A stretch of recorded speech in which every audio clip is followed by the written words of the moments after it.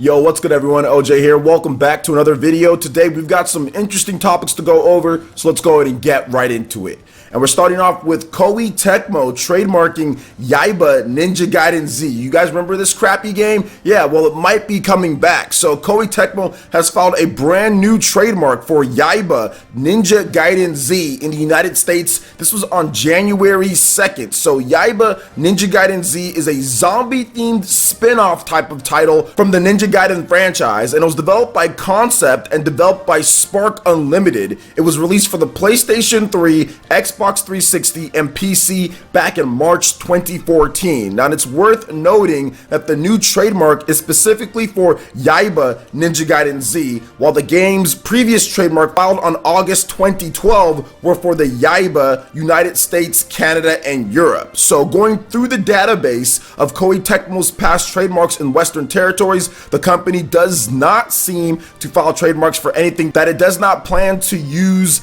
at that point and time. The only exception seems to be a trademark for Eat Fat Fight, filed in December 2016 in the United States and January 2017 in Europe, which was never used. Eat Fat Fight is a WiiWare title that was released in 2009. So a lot of information there. Shout outs to everybody who kind of put that together. So it looks like Yaiba Ninja Gaiden Z could be coming back in some way, shape, or form. And yeah, there's zombies in this one. Apparently you're the dude. I mean, not even apparently. I played the game. I just really don't like it. You're trying to exact revenge on Ryu Hayabusa after he killed people dear to you. So that's what this game is about. But the controls are just not very good. The camera angles aren't very good, which is a Ninja Gaiden staple. The boss battles are uninspired. The combat is lacking and boring. It just doesn't have the soul of the good Ninja Gaiden games like Ninja Gaiden Black, Ninja Gaiden Sigma, Ninja Gaiden 2, and even what they touched up from Ninja Gaiden 3 to Razor's Edge. The original Ninja Gaiden 3 isn't very good, but Razor's Edge is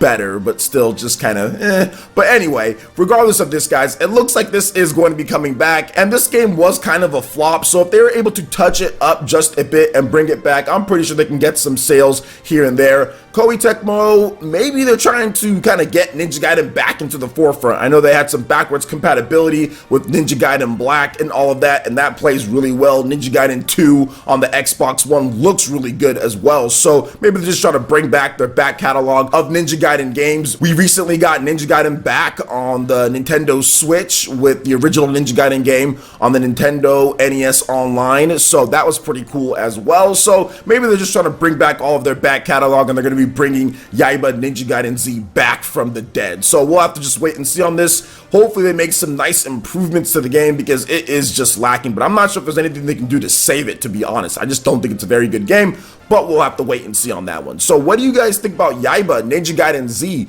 potentially coming back? Let me know your thoughts in the comment section below. All right, and moving on to the next topic here, we've got some Catherine full body news, because Atlus will make a special announcement regarding Catherine full body on January 10th at 10 p.m. ET, the company has teased. So this is what they had to say. Urgent notice, on January 11th, Friday at 12 noon, we will make an announcement we have been saving regarding Catherine full body on this account. It's at stud_0. Please look forward to it. Catherine full body is due out for the PlayStation 4 and the PS Vita on February 14th, 2019 in Japan. A Western release is also planned, but has yet to be dated. So maybe they talk about that. Maybe they discuss kind of some more information on what we're going to see new with Catherine full body. And once again, Atlus is just being weird. This is a PS Vita title coming out in 2019. PlayStation 4 here as well. Not going to be on the Xbox One. Maybe they announced that. I'm not really sure. It looks like it's going to be a Japanese announcement, so it's probably just going to be like more voice actors or something like that. These type of announcements from Atlus, or these type of things that they do, they make an announcement of an announcement. So maybe it's that. Kind of like how they did with Persona 5R, an announcement of an announcement. So maybe this is an announcement of another announcement that's going to be on their Twitter that will be announced at another time, you know? Like all these different announcements. And yes, I did that on purpose just to let you guys know with all the announcements. I'm just joking. But at the same time, man, I'm not really I don't ever really get surprised when it comes to Atlas and what they're gonna do. They're kind of unpredictable. They kind of randomly just put stuff out there. Sometimes there's weird exclusives, sometimes they're multi-platform. Atlas is just Atlas. So I'm not even going to try to guess what they're going to be doing here. Maybe you guys can guess what's going on with Catherine Fullbody. Let me know your thoughts on the game in the comment section below. All right, I'm moving on to the next topic here. Granblue Fantasy Versus has more characters that will be announced in early March. This is the fighting game from Arc System Works based off of the mega hit Japanese franchise Granblue Fantasy. So Cygames will announce more playable characters for the December revealed Arc System Works developed fighting game Granblue Fantasy Versus during its Granblue Fantasy 5th anniversary special live stream. Director Tetsuya Fukuhara teased in the latest director letter. While the company is yet to announce a specific date for Granblue Fantasy 5th anniversary special broadcast, the smartphone game celebrates its yearly anniversaries on March 10th, and previous year's broadcasts were held on the Sunday before each anniversary. Granblue Fantasy Versus is due out for the PlayStation 4 in 2019. This is an Unreal Engine 4 developed fighter. However, on a related note,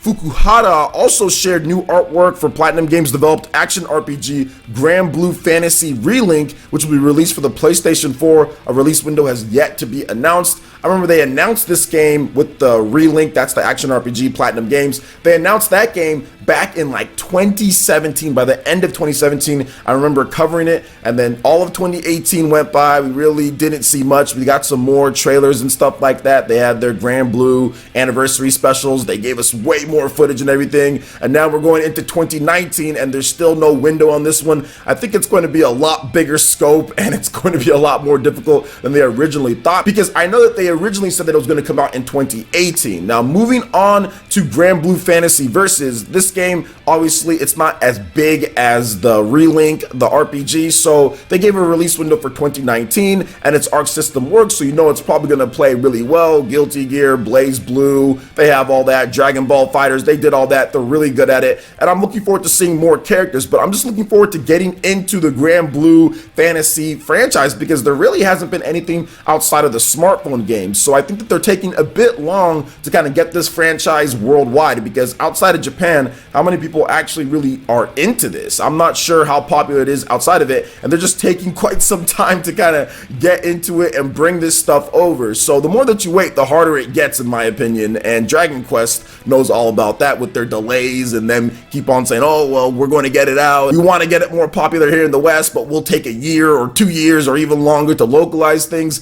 You got to make sure that it comes out somewhat close in proximity to when it's popular kind of in its home country, in my opinion, at least. So we'll see what happens with this one here, guys. Granblue Fantasy Versus looks good. Relink looks really good as well. So what do you guys think about them adding more characters into this brand new Granblue Fantasy fighting game? Let me know your thoughts in the comment section below. All right, and moving on to the last topic here, we've got a sales update for God Wars, and the game's digital sales, in addition to shipments, have surpassed 200,000 copies, which is very good for this style of game. So the total worldwide shipments and digital sales for God Wars Future Past and God Wars The Complete Legend have surpassed 200,000 units, publisher and developer Kadokawa Games have announced. God Wars is a tactical RPG that depicts the conflicts and growth of the young leaders of ancient Japan. God Wars Future Past first launched for the PlayStation 4 and the PS Vita back in June 2017. The enhanced God Wars The Complete Legend, which added 100 hours of new content, released for the PlayStation 4, PS Vita, and the Nintendo Switch in June 2018. A sequel to the game, God Wars 2, is currently in production, and you can check out some more information, link in the description below on that. But yeah, God Wars is one of those games that came over to the Switch from Kadokawa, who was very reluctant to support Nintendo systems in the past, especially with like the Wii U. We didn't really get any of their games. They would just make games on PS Vita and PlayStation 4, and it kind of made sense, right? The Wii U wasn't really doing that well in Japan and really wasn't doing that well anywhere. PS4 kind of was just the system that they were going to develop on. They were always on PlayStation, so Kadokawa has kind of shifted their focus back over to the Nintendo Switch and getting some of their titles out on there, and they make more of the smaller end games, but they're still very good, and they give you a lot of content for a good price as well. So I'm really happy to see that God Wars shipments have done really well, because this is more of a lower end game. This isn't a really high budget game or anything like that, but it has a lot of high replay value in it. I mean, they added 100 hours of extra content to the game from what I've seen of it and the gameplay that I have watched, it does look like it's a really solid strategy action type of game. So I'm not sure if I'm going to be getting into it. I know it's out on the Nintendo Switch, but man, I'm just looking forward to Fire Emblem. That's the game that I'm kind of wanting to play when it comes to strategy and everything. But God Wars is still there for those who kind of want to play a different style of game. So what do you guys think about God Wars Shipments topping 200,000 units in addition to all the different topics that we discussed here? Let me know your thoughts in the comment section below. All right, Ninja, that wraps it up for this video here. Go ahead and check out the links in the description below. We got Facebook and Twitter. Go ahead and give us a like and a follow on our social media. Really helps us spread the content of PlayerEssence across the internet in addition to YouTube. Also, make sure you check out our Patreon, Twitch, and YouTube Live gaming pages. Hit that like button if you did like this video. Let me know you guys want more content like this going forward in the future. And subscribe to PlayerEssence for latest RPG, Japanese, and Nintendo gaming news. Thank you so much for watching, and we'll catch you for the next video. Peace.